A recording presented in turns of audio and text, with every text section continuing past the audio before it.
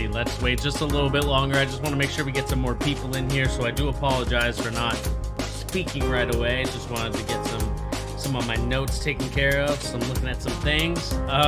But you know what? You are right. We are a couple minutes behind, so let's start off this day with the Daily Charge Show. Again, guys, welcome once again to The Charge, giving you the latest NBA news and rumors and also basketball opinions. Shout out to Sean in the chat. Shout out to Trae, Supreme Gamer, my girlfriend Gabby. I mean, we got a lot of people. Shout out to Josh. This is, of course, going to be on his team specifically, and we're going to get really into it. And I know that this is something that Hawks fans and even me, as someone that was a supporter and is still a supporter of Trae Young in his game, this is going to hurt a little bit to talk about the situation at hand as it pertains to a player like Trae Young. When it comes to Trae Young, I know how much of a talent he is. I think that he is one of the most talented players in the league.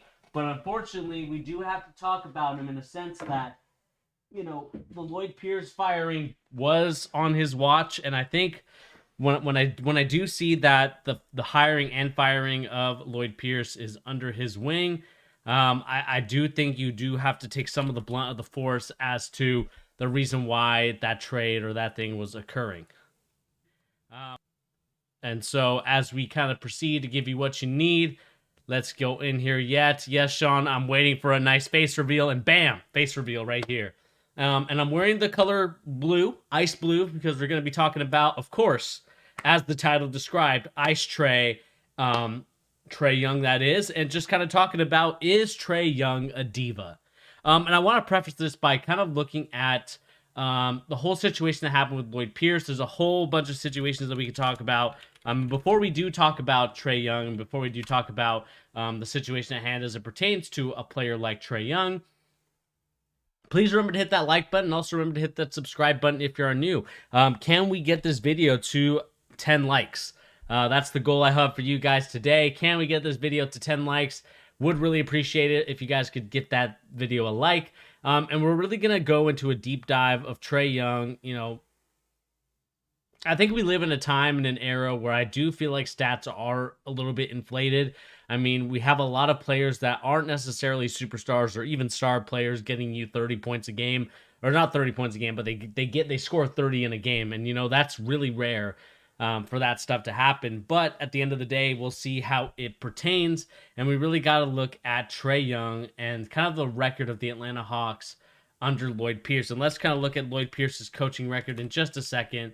As we kind of look at this article piece from The Athletic, and kind of really dissect what really happened in Atlanta. Because again, it is one of those unfortunate situations where I believe that Lloyd Pierce should have gotten another opportunity, or at least another year, to kind of see what he can do with this roster. It sucks to see that, we got a situation where, Trae Young, has been very vocal. There's been some strain between the two, but it sucks that he was not given another year to kind of figure this out, or even to get himself out of this hole. Especially in the East, it's more likely for you to be under 500 than not to be under 500, especially as one of the lower ranked teams. So to me, it does frustrate me that he was not given that opportunity to at least try and get himself out of this hole.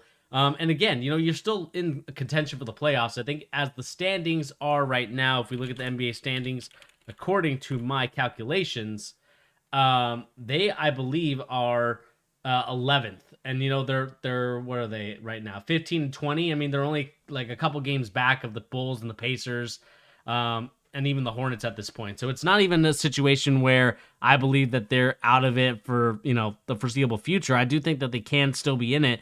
The question now is going to be, are they going to kind of grow and develop and really work on getting back into shape and getting back into that 10th spot, where they will be able to kind of go in for a play-in game, where it looks like, as the records would stand, if they were in that 10th seed, they would be in that battle. And again, we will kind of talk about this situation at hand as it pertains to what is going on between Trae Young and Lloyd Pierce. So let me just grab something really quick. There was something else I wanted to grab, and I don't remember.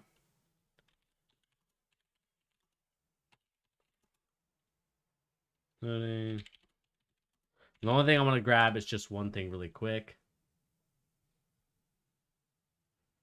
And let's see here.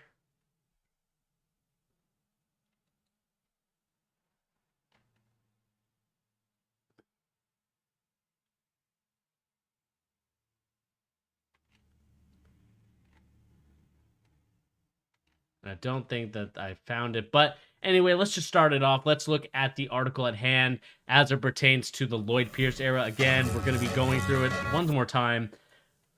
Trae Young, there at the article behind the scenes of a failed Lloyd Pierce era and why the Hawks were eager for a new voice. And this is, of course, coming from a bunch of people that are reporting from it, basically the NBA athletic staff. And again, it talks about how, it started off with the pandemic. It brought a season where these players were together. They were doing some things. But the real headliner, and I want to start here really quick, but the real headliner event took place when Pierce and Young met privately to discuss their upcoming third year together. At the point, anyone and everyone around the Hawks organization was well aware the relationship between the two key figures was strained. If the Hawks were going to make a playoff this season and contend, if they were going to avoid delays to accomplishing their shared goals, they would have to make their pairing work. Sources say at the end of the trip on good terms and had a better understanding of how they could make this work for the long term. But at the end, after old tensions between Pierce resurfaced, other players grew frustration with Pierce's style, and owner Tony Ressler, despite desperate desire to make the playoffs, added so much pressure to the situation it could not be. Those plans Pierce and Young had hatched in the Southern California officially fell short Monday when underperforming Hawks announced that Pierce would be relieved of his duties. Hawks president Travis Schlenke, who had worked with Pierce a decade before while they were in Golden State, made it clear that the team statement that the move was made on the hopes of righting their ship. We have high expectations for the team on the court, and we believe that making this change now, we can have a strong second half of the season, Schlenke said. The 44-year-old coach who was in the last year of his guaranteed contract and had spoken openly last week in a public interview of The Athletic about the likelihood that he would be let go, would be replaced by an interim head coach in Nate McMillan, who would be serving as Pierce's assistant. And the primary reason for it, sources say, is that players from Young and on down were eager to hear a new voice. As the season progressed, the goodwill that Pierce and Young had reestablished would dissipate, and the fraction between the two would return. And it really did cause a frustration. I mean, right now we're kind of seeing Trae Young really frustrated with the fact that the Atlanta Hawks don't have quote unquote help. I think that this roster is constructed pretty well, but what I find frustrating from watching them, and maybe Josh, if you're watching this here now or you're watching it later, the frustrating part about the Hawks that I watch them each and every time is that I think the usage rate, and this goes with Luka Doncic too, is that both these players just have such a high usage rate. They want the ball in their hands all the time. They want to be the ones to make the moves, to make the assists, to make the plays. Because I think we live in a world where we feel like stats are what really shows coaches and what really shows the fans, what really shows. Because to be honest with you, if you're a casual fan, and I don't want to call out the casuals here, but if you're a casual fan, or if you're someone that is really not like that in depth in the basketball, that you could see that a person's ball movement or the way that they cut to the basket, creating space for the other person, or even just making the assist to pass and these other type of things leads to great basketball movement. And I think that kind of gets left in the dust, especially the example that I would use is the way that Gordon Hayward was able to move the Boston Celtics. Was he our leading scorer? Was he our best passer? No, none of that was ever true. But the fact that he was able to move the ball movement, ball flowing, it allowed the offense to flow a lot better. And you're seeing why the Celtics at the beginning of the season were struggling so much, and why they couldn't even, contend for a championship.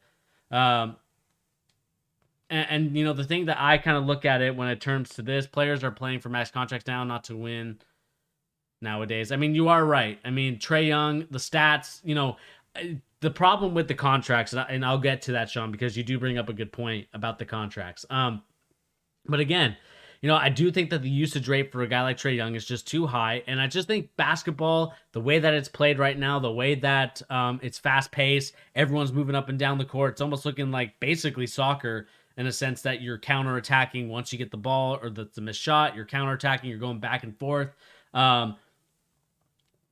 And it just kind of creates one of those situations that you look at a guy like Trae Young. And he wants the numbers for him. And, to kind of go to Sean's point, he has 1 year left, I believe, until the extension kicks in. And this is when it's going to become, you're now going to pay Trae Young a lot of money, to basically be the guy for your franchise, to basically be the person who's going to get you to the championship. And Sean, you are right. With that max contract comes those incentive bonuses, right? You talk about points per game, you talk about assists per game, making the playoffs, making an all-star appearance, making an all-NBA team. I mean, now we're going to get into the conversation of all-NBA team.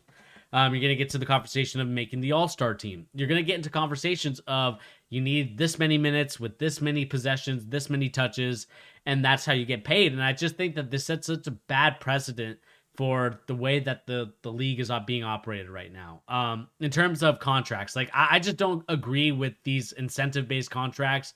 Maybe it's more so for playoff recognition. Like if you get your team to the playoffs, yeah, we'll pay you. And I think that's what every team should be looking at as, okay, I want these numbers, but I want them in the playoffs. Like, I don't care if you could, like, I know that you can do this against a Washington Wizards team, or let's look at the NBA standings right quick. I don't care if you could do this against a Cavaliers or a Pistons, which, the Hawks have actually had really bad losing records against the Wizards, the Pistons, and the Cavaliers at this point. I believe they've lost all four to the Wizards or to the Cavaliers. I can't remember what their record is against those teams, but it's pretty bad. It's a losing record. I know Trae Young could put up those numbers against those teams, but, can he do it in a game where he is, can he do it in a playoff game against the Miami Heat or the Boston Celtics or any of these other teams? Like, I know that the Hawks beat the Boston Celtics a couple weeks ago or a couple days ago, whenever they played, but at the same time, the Hawks are still struggling, where I feel like the Celtics are on a little bit of an upswing from a couple games where they're losing. But let me kind of go here again to read a little bit more of the article, and then we can continue pushing onward. Pierce took a tough love approach with Young from day one, opting to push him hard as a way to maximize his celebrated talent. But Young, who has been inspired by so much hype during his time coming up and at Oklahoma, often pushed back against Pierce's style. And I think from what I read in this little part, I think Pierce comes from an old school mentality of, the guy is so talented. You want to be tough on the best player, so it sets a precedent for the players that aren't as talented, for the players that don't get the ball as much, to really be like, oh shoot, if he's really hard on the number one guy, like I need to make sure that I'm on my game. I need to make sure that I'm doing my job, so that way I don't get replaced or I don't get in a situation where I'm getting exposed, or I'm getting in a situation where I'm basically losing my spot or not even contributing to the team, because Pierce is going to be a hard A on me. And again, Pierce made public comments 2 seasons ago about not running plays for Collins, and it rubbed the Hawks big man the wrong way. Collins went to Pierce about the issue with the statement, but Pierce, sources said, turned around and called Collins' approach selfish and wanting to have more of a defined role on the team. Over time, the residue from these type of situations remained. And again, I think as Pierce is such a young coach at 44, I mean, look, I know Brad Stevens is 30-something. Maybe he's in his early 40s now. But, as a young coach, as a coach for your first year, I feel like as an assistant, that's probably something you could say. But as a head coach, you do have to select your words. I think being a manager of players and also people is something that's really underrated in coaching. You have to be an expert, maybe not an expert, but you have to be able to learn and really grow in developing that. And just really becoming a guy that's really being able to galvanize and really get guys under the situation. Is Reddish soft? I don't think Reddish is soft. I think Reddish is just fine. I think he kind of knows his role. Because I think from the way that I've understood his coaching, I don't think so. But we can kind of go here. I know you're looking at it. Cam Reddish was among those, sources said, who had the issue with Pierce's coaching. Sources said Reddish felt like he was picked on behind the scenes when it came to mistakes the second-year player made. There are a few players on the Hawks roster who felt like Reddish's potential is higher than anyone on the roster, but that Pierce's input was stunting his development. Look, man, I mean, I can make an excuse for why I'm not where I'm at right now. Like, I want to be in the NBA. Like, I can make an excuse right now and say, like, I think that people are holding me back. And I think Pierce, like I said, Pierce comes from the Popovich era, where Popovich was very stern on his players, very hard on them, but also was very lenient with them in the same way. And you have to do it. I mean, it's the reason why Kawhi Leonard couldn't really exist in today's Popovich era is because of how hard Popovich was on his players. I mean, I know a guy like Tim Duncan, military man, Manu Ginobili from international, same thing with Tony Parker. You see that those international guys, you saw that Tim Duncan coming from a military background, you saw that those guys were able to do it. I mean, those guys were able to listen to Popovich, take his criticisms, take his harshness, but also be able to contribute that onto the court. Where I feel like I should team up with Cat, both soft. I mean, I think with Cat it's a little bit different, Sean. But we'll talk about Cat at a different time. But kind of going back to your point, I do believe that Pierce really comes from that Popovich mold, comes from that Popovich system, and that's the reason why right now you're seeing a lot of these players take Pierce's comments, take his approach to the basketball game. I mean, it's the same thing with the guy from Chicago. That was a coach maybe a couple years back. Jim Balin, I think, was his name, if I remember correctly. He was from the Popovich era, had that Popovich mentality, and you saw players like Zach LaVine complain because of the way that conditioning was, the way that everything was. And really, in today's NBA, unfortunately, the high school mentality or even the college mentality, it just doesn't work anymore. And it's because these guys are getting paid way too much. It's like, these guys are getting paid like millions of dollars, and it's like, why would I want to get yelled at by a guy if I could just make millions of dollars by, using my brand name to get what I want? Like, I don't want to have to deal with this. I don't want to deal with this, so I'm just going to step away from it. And I do think that Cam Reddish does have a lot of potential. I still think to this day it was a great pickup from the Atlanta Hawks. The question now is going to be, with Nate McMillan there, kind of knows the NBA system, has been in the NBA kind of training, has been in the NBA system for so long. He knows how to get some of these guys who are more of the braggadocious, has basically gotten everything given to them, because most of these players are all American players. Most of these players, I'm not saying all of them, but most are all American players, got so much, kind of lucrative deals under the table. I'm not saying that all players did, but some players did get those benefits. And at the end of the day, players want to be treated with a little bit more of you're basically in awe of them, or you're honoring them. And I just think that just doesn't work for college coaches. It doesn't work for the Popovich system anymore. I think Popovich gets away with it a little bit because he's done it for so long. He's a proven winner. And I think players are like, well, Popovich has done it before. Let me see if I can win with him. And again, we can kind of go back here. Go to this part of the article. The lack of trust in Pierce from numerous players started in his first season. The Athletics Anonymous NBA player poll in 2019, when one of the Hawks players asked which coach in the NBA would you not want to play for, he responded, "Are we allowed to say the one we play for now?" And again, I do think that Pierce got really shafted. I think Pierce, when I look at everything, when I see everything, I think these players are in this position of, I don't want to deal with his arguments. I don't want to deal with him being combative with me. Like, basically, they want a coach that agrees with everything with them. Like, agrees with, John Collins. He wants a defined role on the team. Or Trae Young. He wants set plays run for him so that they can get open shots. I mean, at the end of the day, look, obviously, Pierce's coaching style doesn't work. Like, I'm sorry to the college coaches and the high school coaches that want to coach in the NBA and are kind of a hard A on kids and on players. That style just doesn't work anymore in the NBA. Like, players are not going to respect that. They're not going to tune in. They're not going to dial in. You see a guy like Steve Kerr, the reason why, a lot of players respect him so much is because he's well respected among the community, with the general managers, with the players. Like, he gives them an opportunity. Yes, you can be frustrated at your players. Yes, you can say, I'm tired of losing, or I'm tired of you guys not giving the effort. And I think Steve Kerr does a really good job of balancing it. It's the reason why he's probably, one of the best coaches in the last couple of years. I mean, if he gets this team to a playoff spot, the Warriors, that is, I think that, this is probably going to be one of his best coaching years, because now we're actually going to see him coach and not really manage, player personalities and all this other stuff. And there wasn't a specific event that led Pierce to losing the locker room, but rather a collection of small moments that built up since his first season in Atlanta and finally combusting into the team's first season with expectations under him. There's no telling when he lost it. One source close to the team said He didn't have the support from many people. It just came down to him not being able to manage egos. That's what happened. Him, especially with these young guys, it's tough. Interesting away from the team, Pierce's comments about Young's game raised eyebrows during the league.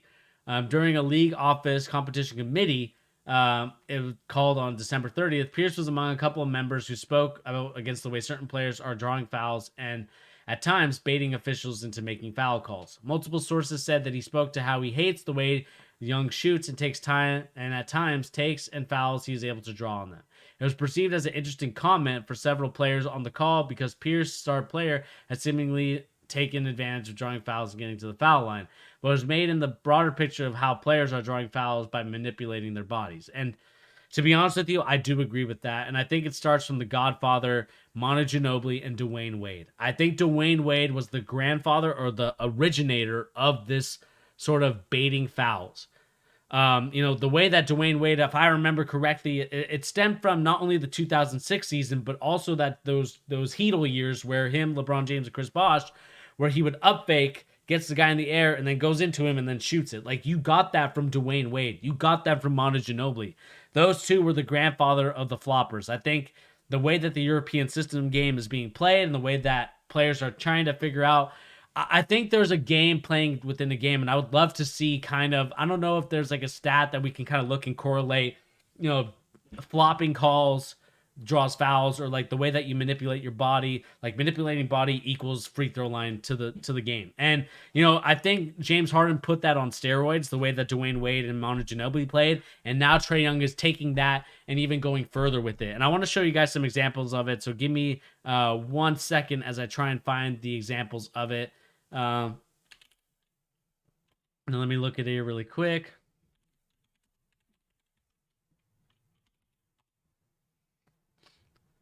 Let me see if I can find. Let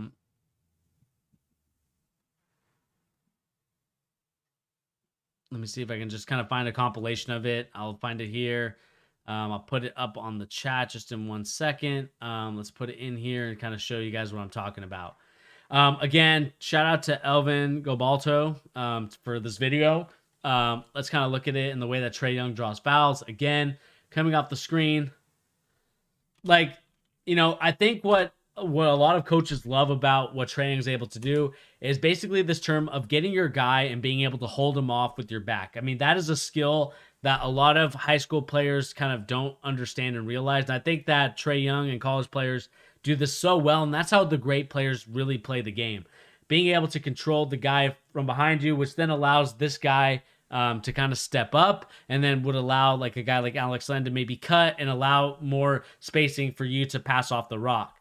But what I think Trae Young does an interesting job of is being able to draw the foul here, where he's able to stop on a dime, get his shot off, and be able to draw the foul, basically kind of getting hit from behind, kind of acting like he just got, basically hit by a car at this point, being able to draw these fouls again and one. And I think this is the reason why a lot of teams and players have kind of lost the respect for Trae Young in his game. He was voted an All-Star last year. And again, I don't believe that one was a foul. Like, I understand, what Trae Young's trying to do.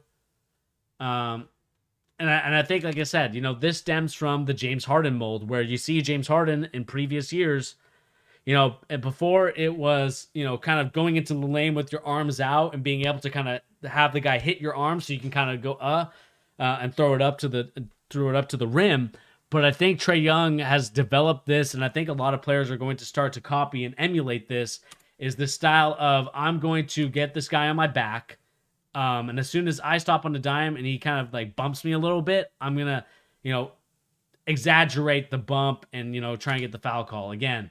Am I a fan of this? No, I'm not a fan of the way that Trae Young plays in terms of this style where he's drawing fouls.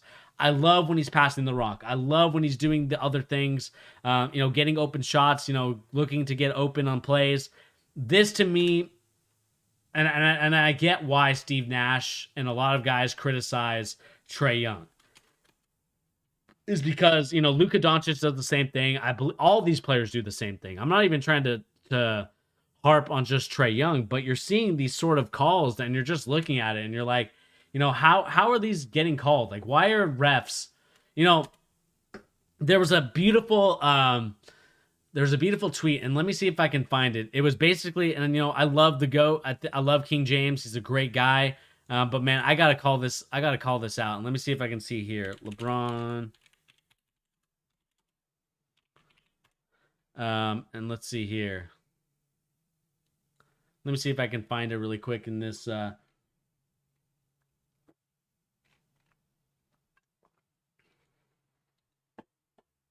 if I can find it.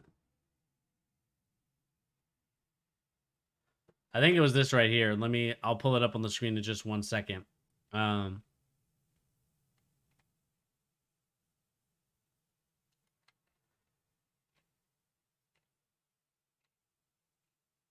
I don't think it's right here. Maybe it's this LeBron wire. It was this here. I mean, I think we need to start calling out the refs a little bit more. And this is from LeBron Wire again, guys. Look at LeBron James right here, emulated, and you can look at here. And again, like I'll replay it for you guys so you can watch it again. Like, look at this. I'm gonna mute the audio, but look at LeBron James in this situation. Basically holding it like this, right? Holding it like a platter. Obviously a carry if he decides to dribble again. Obviously more of a travel because he picked it up, walked, and then dribbled again. And I just think that this sets a bad precedent when you have the referee not really even paying attention and not really even focusing on these little things. I know the refs are really looking for a lot, and I'm not trying to scrutinize the refs because we are having a ref shortage problem. Not for the NBA, but more so for the high school game. So, I don't want to criticize the refs too much, but when you are an NBA ref, these are obvious calls that need to be made. I mean, this to me is a little bit ridiculous. Again, I'll replay it one more time for you guys. Look at that. Able to basically hold it 1, 2, 3, and then dribble again. I mean, it's just kind of one of those things that, it gets frustrating as an NBA fan. And it's kind of the reason why, like, I don't understand why the offense gets so much of an advantage. Like, I understand, offense is beautiful. I love watching it, but I do think you got to give something to the defense. And again, we'll go back to these Trae Young calls again. Kendrick Nunn did nothing right here, in my opinion, to really warrant a foul. Basically, gets bumped on the screen, doesn't really do anything. Hands here, I think you probably see me a little bit with the shirt, but hands here, right? Not really doing too much. And then all of a sudden, you feel Trae Young's body hits you, and then it's like it's a foul, but it's like, you're not even touching him at this point. It's not like you're getting in his way, blocking him.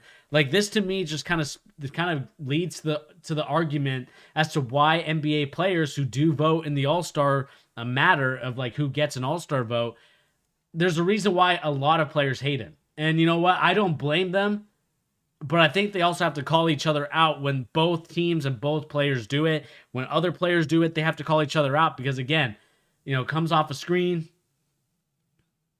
kind of throws something up. Again, to me, that's more of a James Harden move. I think James Harden perfected this and has basically put out the blueprint as to what you need to do for that foul. And again, and I'm not trying to make this as a Trae Young bashing video because I do love his game. I do think that he's good. This is the part of the game I don't like. But again, he's very effective. And if we go back to the article, just over a few weeks, the Miami game in Cleveland, James Young was frustrated once again at the decision Pierce made in the late game situation. Pierce had a Young inbound the ball with the high hope that he'd get it right back to put up a clean shot attempt at the end of the game. Instead, the Cavaliers denied him a good look, and the Hawks lost. After the game, Young was asked if he preferred being the inbound passer, and he tersely responded, "It ain't nobody else's way but the coach's way." And look, man, I understand you get paid millions of dollars. I understand that you get paid millions to understand other teams' nuances, to understand basketball nuances of your own. But there's a reason, I'm not saying the coach is always right. Because the coach, he might have something that, he expected it to go one way and, it goes a different way. And it's like, well, coach, how do you not expect this to happen? I mean, no one can really predict the future, but I do think that Trae Young here is starting to act like a diva. And I don't want to say that he is a diva just yet. I mean, that's probably me just being biased about Trae Young. I do like him. But I think for me, if I see Trae Young complain about not having help, about not having this, or even just complaining about not having a minority coach, kind of replace Nate McMillan if that's the case, or Nate McMillan takes the spot, I'm going to call him out even more on that, because to be honest with you, it's like you had Lloyd Pierce in there and decide not to keep him. So at the end of the day, what is frustrating to me, what I do think is frustrating to many others, and Sean or whoever else is in here kind of watching the video with me, you know, what is your assessment on Trae Young? Do you think that Trae Young is a diva? Do you think that Trae Young is a player that you look at him and say, yeah, you do kind of have some diva-ish mentalities to you, and it's really drawing a lot of people and rubbing people on the wrong way with the way that you play, with the way that your style is, and it really, like I said, it's creating a whole scenario and situation. And Pierce didn't really do himself any favors. But again, look at Trae Young, drafted in what, 18, 19, and we kind of look at Lloyd Pierce as he was the head coach, and we look at his coaching record, 29 and 53, 20 and 47, 15 and 20. So it's not like Trae Young throughout those years, obviously 19, 29, and now 26 points per game. Like, I understand that Trae Young is putting up some great numbers, great stats, shooting 37% from the floor, his best shooting percentage. I know a lot of people want to criticize him that Russell Westbrook's shooting better than him. I don't think so, but I could be wrong. Let's look at Westbrook really quick.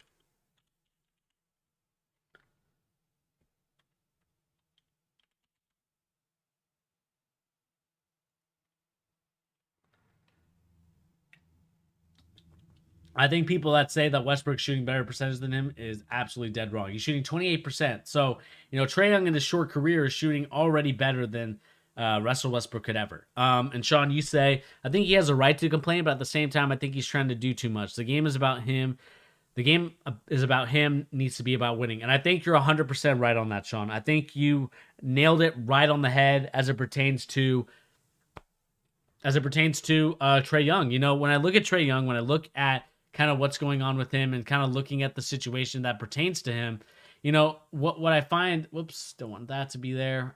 What I find frustrating from his game, and what I find frustrating from him is, like you said, he needs to be involved in every capacity of the game. He wants to be like Luka Doncic. He wants to be in a situation where he's basically has the ball in his hands, able to do what he wants, and basically wants to be the guy to make the plays, make the assists. And this is kind of what I criticized Rondo for at the tail end of his Celtics careers, because I felt like he was doing the same thing. Where I felt like, and Chris Paul kind of did it a little bit in Clippers the first time around with DeAndre Jordan and Blake Griffin, where I felt like he was kind of hunting those stats, really hunting those points, those stats, those assists, and whatever else he was looking for, and not really focused on really getting better as an NBA player, not really getting better as a team. And, it's costing the Hawks right now. The Hawks are not doing so hot. 42% for Trae Young is not good to me, in my opinion. I know that the free throw line, Young has basically amplified his free throw attempts from 5.1 in his rookie year to now 9.6, almost 10 free throws a game that he's attempting in his third year. And again, I think that the way that he plays, the style of flopping and trying to get those kind of hit from behind and shoot it up, that is what's going to cause them to lose a lot of games. Is it great for fantasy owners of Trae Young or people that have Trae Young on their fantasy team? Yeah, I mean, it's perfectly, that's exactly what you want. But at the same time, you look at Trae Young and his ability, is it going to lead to better W's on the court? Is it going to lead to better W's out there? And I don't believe so. We got here Trae Young kind of complaining. Yeah, Lloyd Pierce is Trae Young is only 6th in fan voting. I mean, Pierce was on his side this whole time. So it's kind of crazy to think that, Trae Young, didn't really want to have, a coach like Pierce who was behind him, who, appreciated his talent. And it's just kind of one of those things that you look at it and it is frustrating to see. Again, I know Lloyd Pierce, again, short NBA career, as a coaching record, player development for Memphis, then went to Philly, was an assistant coach. I believe he's from Greg Popovich, if I'm not mistaken. Yeah, I believe like he was in that Greg Popovich era a little bit. And it looks like they work together at Golden State with Schlenke. And again, what I find frustrating, and again, what is frustrating is that now Trae Young is now going to have this perception um,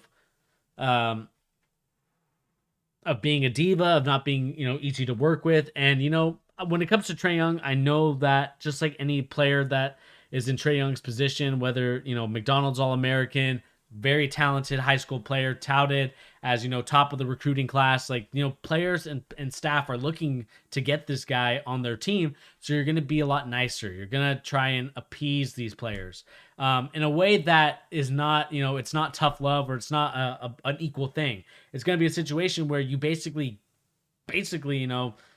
give them everything, and then at the end of the day, when a coach actually pushes back on that, they're going to be like, whoa, why are you pushing back on what I'm saying, or why are you pushing back on what I'm doing? And then you lead to a situation again where Trae Young is not focused on winning. He's not focused on building championship mentality or anything like that. What you're getting at and what you're looking at right now is just Trae Young getting his stats, getting his points, his whatever other stat he's looking for, and not really being a team player. His win shares are absolutely terrible. A 3.8 is not good in my opinion. I mean, it just kind of gets to those situations. And again, you go to this article that came from The Athletic, and it just kind of goes here that the reason why Pierce wasn't fired, and I think that this is really effed up. I really do think that this is effed up. Like, the reason why The Athletic said that Pierce firing may have taken during the 2020 offseason is for the factors not ranging from the premature end of the season due to the pandemic and also the social justice movement in which he played a key role. I just think that's kind of effed up. I mean, if that's kind of the way that it is, it's just kind of one of those things where it's like, let him go then. And I just think that it's just kind of what it is now. Players think that they know better than the coaches. Look at KD and Irving disrespecting the coaches. It's gone now from power-hungry coaches to power-hungry players. And I think you are right. I don't think there has been the era, the old school days of the 60s, 70s, and 80s, and even the 90s even. And I would say just up to the 90s, where you had basically coaches run the system. They had players in defined roles, did all these things, and now what I feel like the NBA is essentially is just a huge pickup game at LA Fitness, like just on a broader scale for a lot of people to watch because of the way that they're able to get their shots up, the way that the analytics look at everything. They say those type of shots that you're taking in this pistol action or in this 3-man game action on the other side, where these other guys are doing something else, or basically you're playing a little 2-man game on one side where 3-man action's going on the other side. Basically, it is an LA Fitness pickup game because you're allowing them to kind of free flow, move, and you are right. I think players are getting power hungry, and they're getting in a situation, like you said, Kevin Durant, especially Kyrie Irving, disrespected Steve Nash. Like, Steve Nash, is trying to, cater an offense with the help of D'Antoni, with the help of Amari Stoudemire, to really get this team and really get the system going for the Brooklyn Nets to win a championship. But, at the beginning, it probably wasn't a good feeling for Steve Nash to hear a player of his, Kyrie Irving, basically kind of crap on him and say, yeah, he's not the coach. We're the coaches.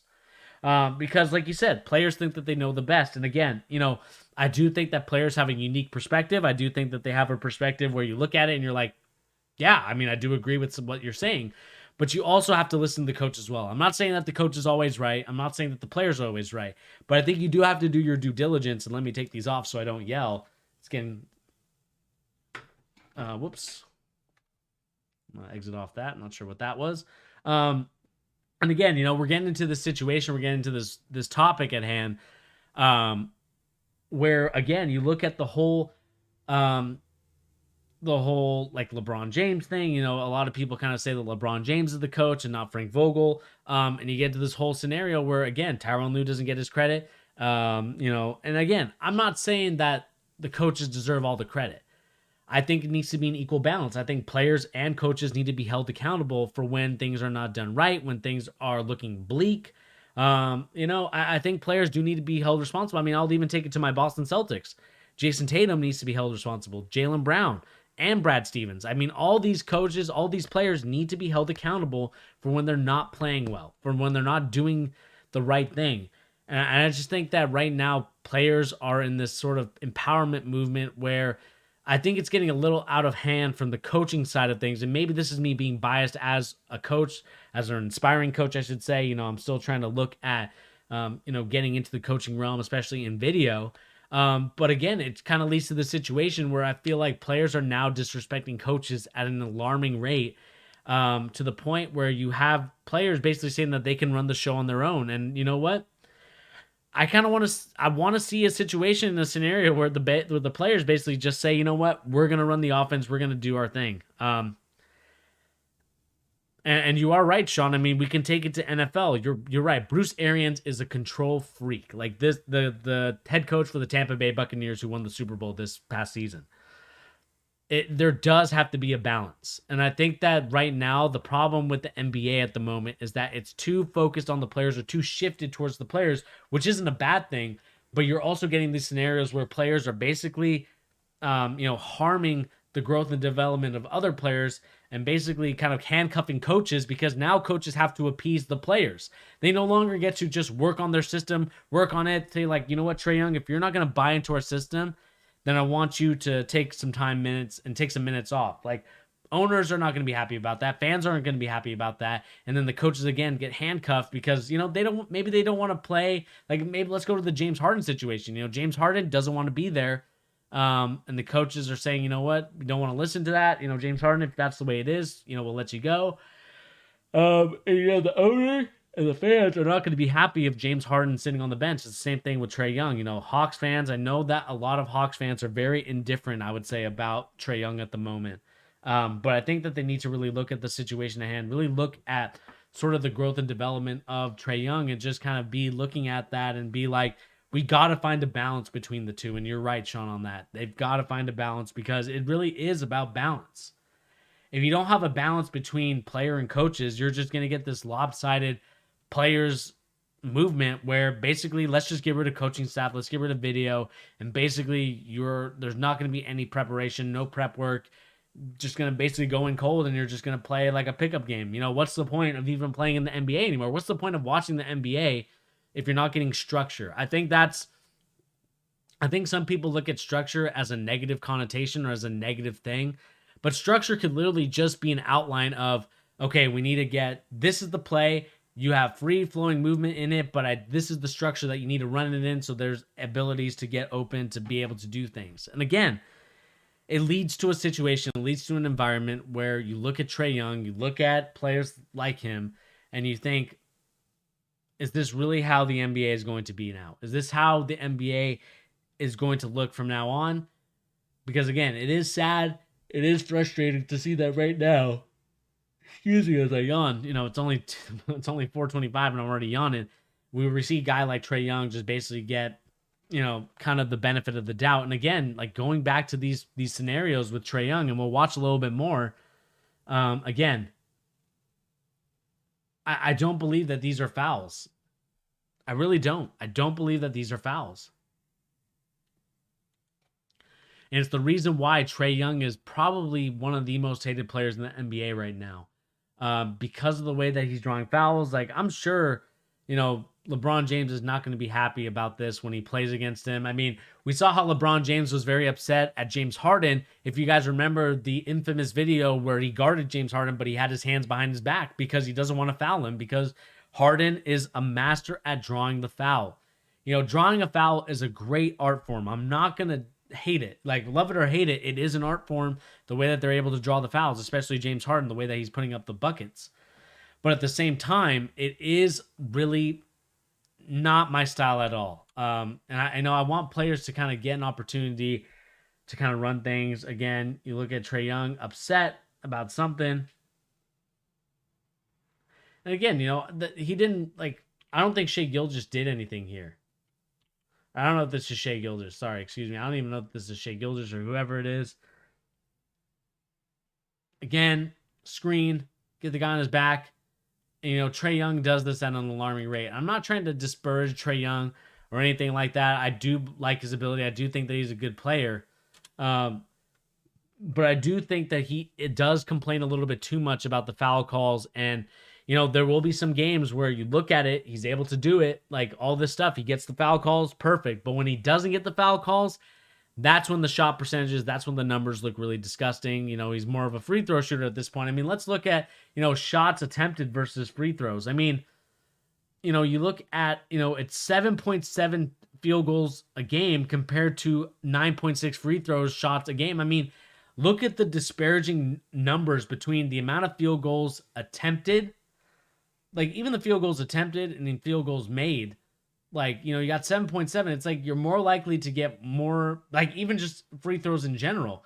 You're more likely to make more of your free throws than you are making those jump shots. And I know Trae Young's a very good free throw shooter, but I don't think that, and I do agree with some people, is that like I love the Hawks. I think that they are a fun team when Trae Young's not doing this, because you see the movement, you see the players like Cam Reddish, like Kevin Huerter and John Collins, like you see, and Clint Capella. I think we're kind of forgetting about how impactful Clint Capella has been for this team.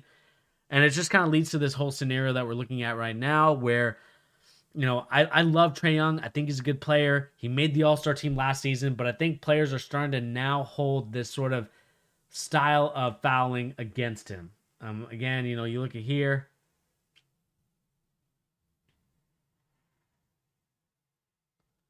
Trying to draw the foul once again, coming off a screen.